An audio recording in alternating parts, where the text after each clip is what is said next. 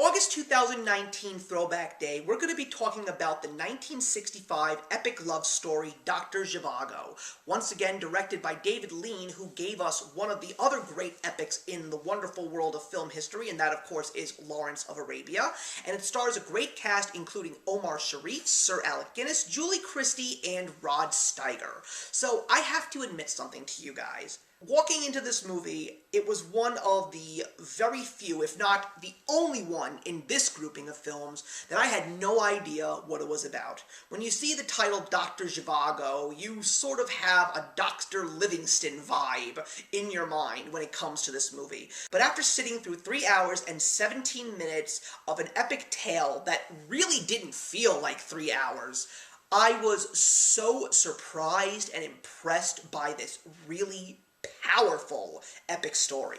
So it starts off with a Russian general, I believe in the 1950s, and he is grilling this young girl who he believes is the lost daughter of his estranged brother, Dr. Zhivago. Through this, he sits this girl down and gives her all of the things that he knows about his estranged brother, about how he was a prestigious doctor before World War I, and then through two major events that shook Russia to its core, World War I, of course, and the rise of communism, a man who was in medicine and very well known and liked, wanted to share his true passion with the world, and that was poetry. But when the Red Army officially takes over, they don't want this kind of smut in their midst, and he is classified as an enemy of the state, and it's all about him trying to escape communism and just find a safe haven where he can work on his artistry in peace. In this story, he also meets up with a young girl named Lara, who he falls madly in love with, and the same goes for her. But the problem is, he and her are in relationships, and her relationship happens to be with a very dangerous man who happens to be part of the rise of communism. And then, through a great many epic events that take place in Dr. Zhivago's life, which also leads to the separation of him and his family, he rediscovers Lara, who is also somewhat in hiding, and they rekindle their love for each other while living in solitude. This movie has a beautiful story. It is beautifully acted. There's a powerful score from Maurice, who also was the person who wrote the score for Lawrence of Arabia. It doesn't have the beautiful backdrops that Lawrence of Arabia had, but it definitely has a very epic atmosphere, and one of the few things that I really do like about what this film does is it really depicts fear in closed spaces for people trying to hide from the opposition.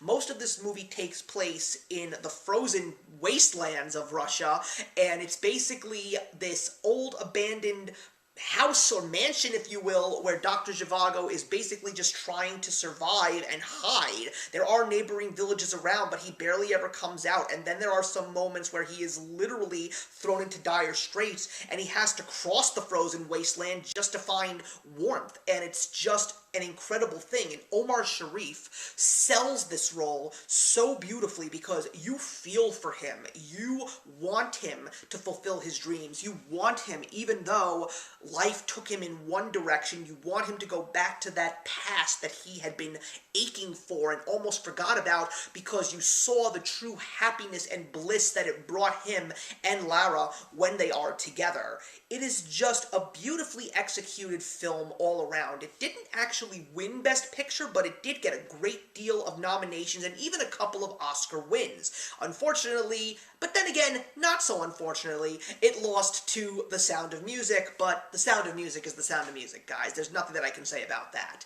But I will definitely say it is a very interesting look at a part of history that I really didn't know much about. It's something that we kind of just gloss over in the textbooks, because when it comes to World War I, we really don't talk about what's going on in Russia. We know that Russia is part of the alliance with the United States, and we only touch a little bit on the rise of communism, but what we don't do is we don't really look at what was going on with the individual people and just how many people were were thrown into danger just because they were going against the establishment and they weren't even trying to during the most of it. And I will definitely say that if you've never seen Dr. Zhivago, it is definitely a movie to see because it was one of the truly last great golden-aged Hollywood epics, if you will, right up there with films like Gone with the Wind and Casablanca and Lawrence of Arabia. Though I don't think that it has the rewatchability or the purchasability. I definitely don't really want to see this movie again, nor do I want to buy it on DVD, but I definitely will still say that I was really surprised with the movie that I received, especially going into it totally blind. It's a movie that my mother had mentioned to me, but I don't even think she saw it, so she really didn't tell me much about anything in regards to Dr. Zhivago. And that's why after seeing this movie, I was very impressed and very happy that I have seen it. I would highly recommend that you see it at least once. I will be giving Dr. Zhivago a 3 stars out of 4. So thank you very much for watching, everybody. Please leave your comments in the box below, and let's discuss Dr. Zhivago, and I will see you in the next one.